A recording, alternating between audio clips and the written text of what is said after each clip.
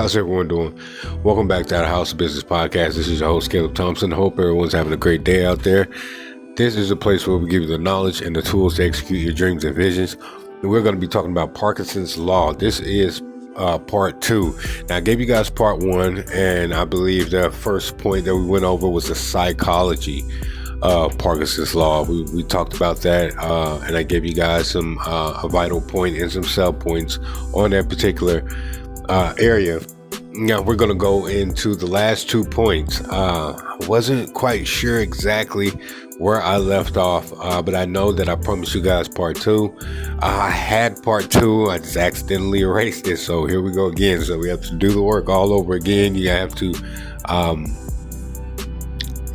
be committed to your commitments. You have to show up. So once again, this is Parkinson's Law. Parkinson's Law basically says that if I give myself a lot of time, or a massive amount of time, or just any duration of time to finish a project or a goal or anything of that sort, that's how long it's going to take. But if I just say I'm going to do this and I'm going to do this within an hour, that's how long it's going to take. It's just going to take you the hour to get that task done, to get it done, because there is an alarm. There's a switch that goes off. It has you intensely focused on executing that task. So that's what Parkinson's Law is. Parkinson's Law basically says that if I get if you have let's say a product or a product manager, or a project manager. Let's say you have a project manager. I don't know where my mind is, so you guys have to excuse me.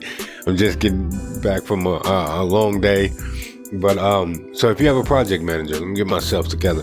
You have a project manager, and that project manager says he gives us a roadmap. He gives us a roadmap that basically says that this is the product here that we're aiming towards. This is the launch of the product, where he goes from the beginning. This is how we're going to create the product.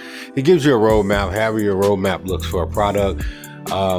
Mine differs between each business, from, just say, coming up with a plan to monetize a home for a family. Maybe they have kids leaving for college. They want to monetize the home. The mom and the dad, they always leave, probably go on cruises, or go to see like a family on holidays, and they want to be able to. There's no kids there. They want to be able to monetize their home when they're not there. We can set up a strategic plan with specific dates that's comfortable for them. To Airbnb out their home, or rent the basement, or something. Come up with a plan to build a pool house to rent that out in the back, so they can kind of monetize their property after their kids leave or go on and get married.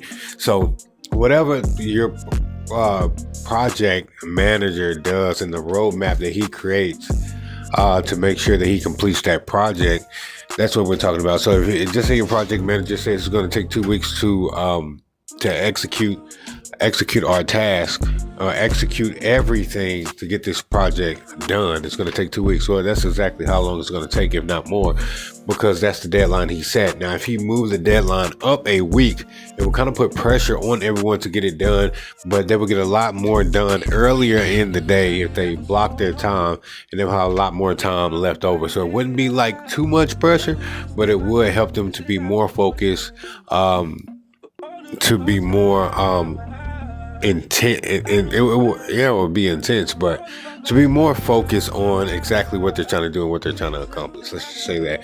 Okay, so our number 1 point was the psychology of Parkinson's Law, and we talked about that. You can go and watch the first video. We also discussed some other things there as well that I felt like that was needed for someone who's going to, listen to the video. But this is our second talk point: time compression, my secret weapon. I use what I call time compression. I give myself shorter, focused time blocks, 45 minutes of full focus, no distractions. You'll be amazed at what gets done. Sometimes I even make fake deadlines. I do it all the time, guys. It tricks my brain into urgency mode, and I get into that deep, productive flow. I've learned that the less time I give myself, the sharper I become. Excuse me. And there's 2 types of people. The less time you give yourself, so one person is going to become urgency. Is going to initiate urgency mode, and another person is going to initiate panic.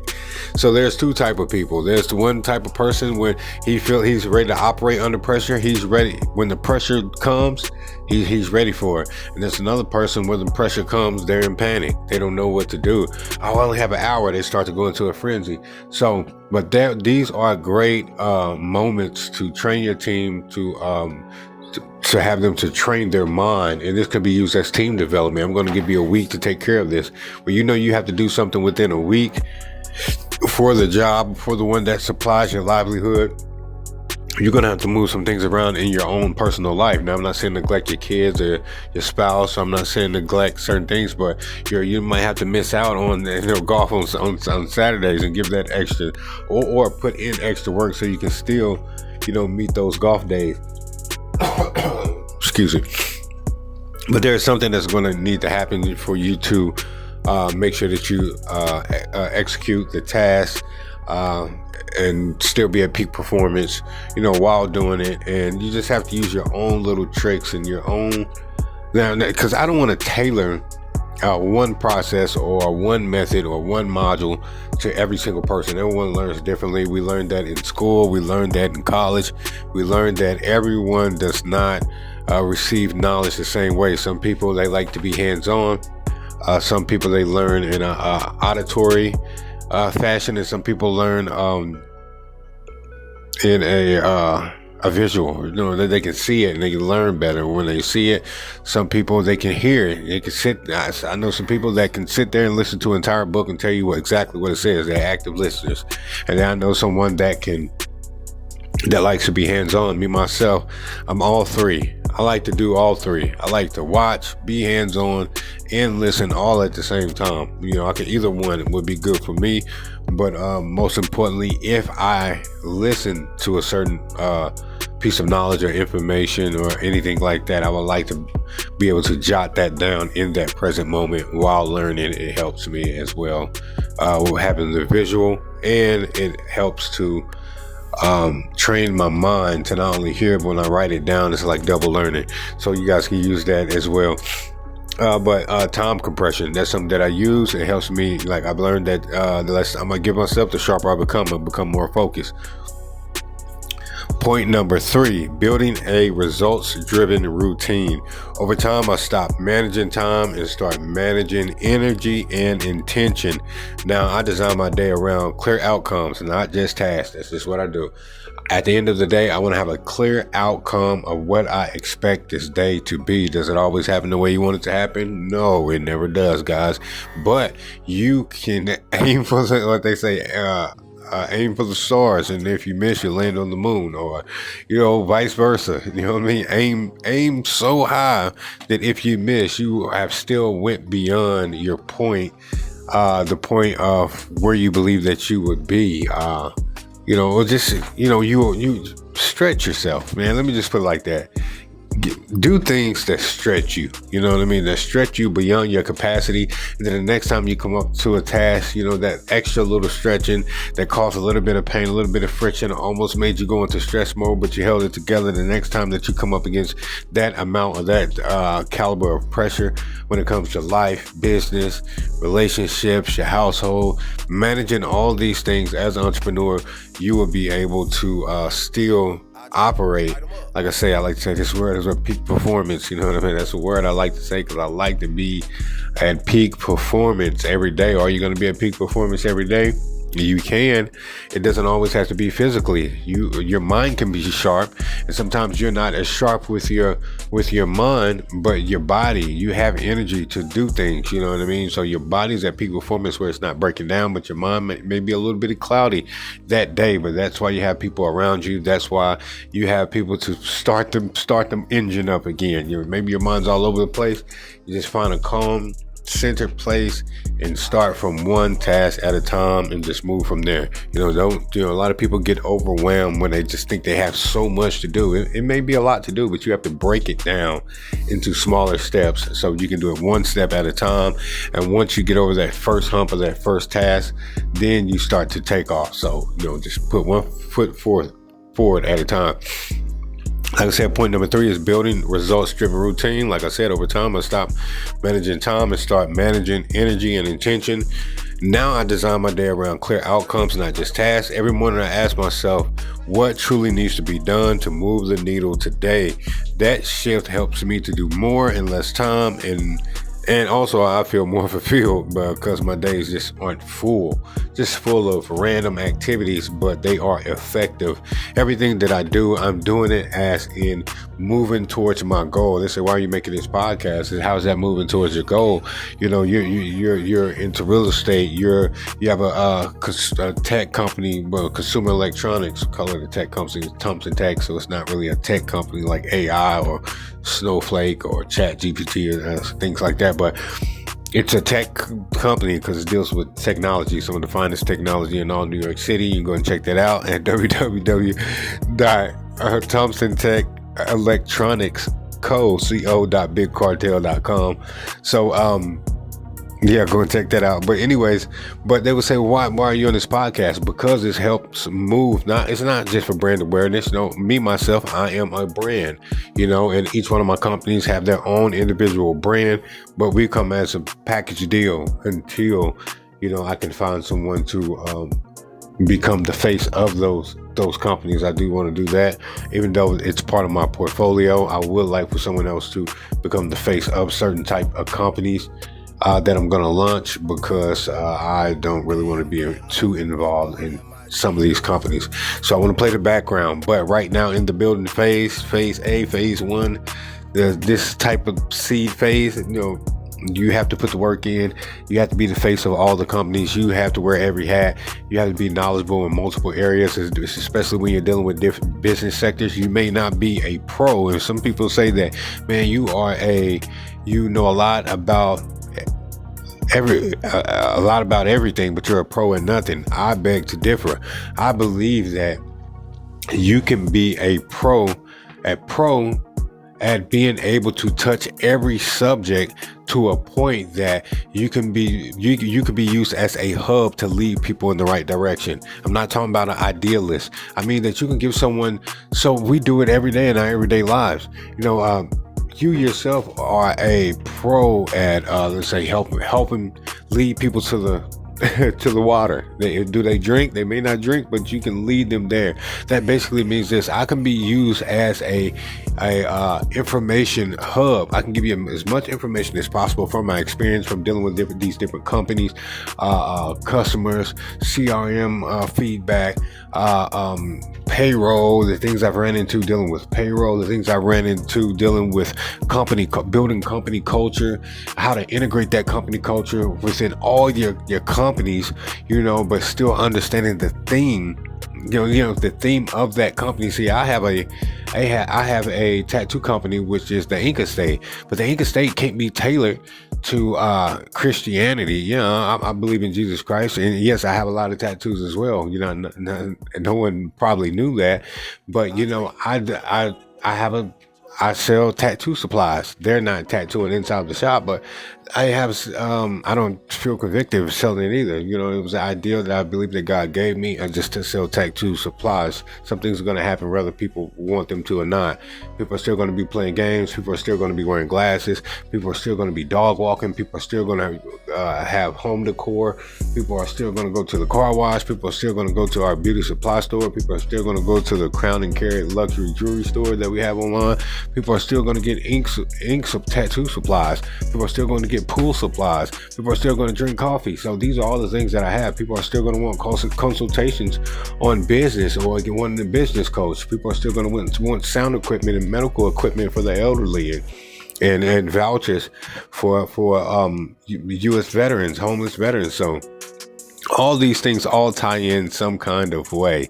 You know what I mean? And everyone is not the same. You have to find out how to turn every business into a ministry. You know, every business, because some people that comes to the tattoo shop, they may not come to the gaming store, but when they come in contact with me or someone that works there, I want them to know and to feel it would be every business is a ministry to some shape or form or some walk of life. But yeah, so I have and clear. I want to have a clear outcome of what happens at the end of the day, and I want to feel fulfilled. I want it to be effective. I don't want to just say, "Oh man, I did this, I'm over here, and then at the end of the day, I'm like, how do we move the ball forward today? Did we expand? Did we build systems for this business? Did we reach out to a couple people? Did we?" Do some cold calling. I know a lot of these things I'm not supposed to be doing on my own, but when you only have such a limited amount of capital, that limits your hiring abilities. There's other ways to get capital as well. Well, we're not going to go over that when it's dealing with adding a partner. Changing the articles of organization, adding a partner, probably leveraging a partner with good credit, leverage that credit, or build business credit with net 30 accounts and things of that sort. But anyways, our third point is building a results-driven routine. So what I want you to know here in Parkinson's Law, it basically says in Parkinson's Law, if I give myself a long time to do it, it's going to take a long time to do it. I'm just breaking down in layman's terms. But if I give my time a shorter amount of time to do it, there's a switch that goes off that has me with a more intense focus to make sure that I execute that task to the best of my ability. And also it stretches me to reach my full potential. When you shorten it or make the deadline shorter or give yourself a fake deadline, Parkinson's Law is just about working faster. It's about working smarter. When you create structure, you create freedom. When you set limits, you unlock creativity. So today, try shrinking your timeline and watch how your productivity expands. So try shrinking your timeline and watch how your productivity expands. Once again, this is part 2 of Parkinson's Law. I'm going to go ahead and upload it for you guys now. You guys have a good one. If you have not checked out our new store, TSG Global Resource Management Group, we just added another child company to our portfolio, and it's called Hunters Club Tavern. Hunters Club Tavern. It's an online store. It's a hunting goods store that we have. So it would be Hunters Tavern, Hunters Club Tavern .bigcartel.com.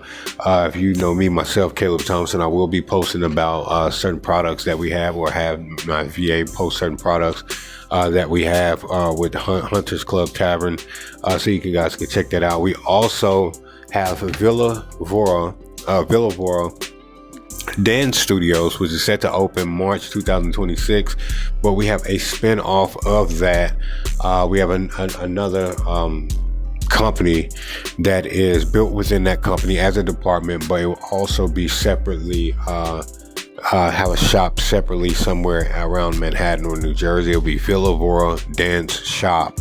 So this is just like dance essentials. We have leg warmers, we have ballet books, we have the foot stretches for the ballerinas and for the ones who are in dance. We have all kind of just cool items and supplies. So you guys go and check that out as well. I will have links that I will have on my Facebook page, on LinkedIn. You can follow me at Caleb Thompson, and we're going to move forward from there. But this is the House of Business Podcast 2.0. This is a place where we give you the knowledge and the tools to execute your dreams and visions. You guys have a good evening, and I will see you back here next Saturday. Well, this Saturday coming up, 6 p.m. Eastern Standard Time, and we'll be talking about drop shipping. Is drop shipping thing is still a profitable thing going into 2026, or will it be profitable for 2026? So you guys tune in next this Saturday, and we will start talking about drop shipping. And I do have a large portfolio of companies that are e-commerce, so that's is a good topic for me. And we'll go over inventory and everything like that, and how to extend your brand globally and internationally. And it'll be a good one. So tune in. All right. Peace.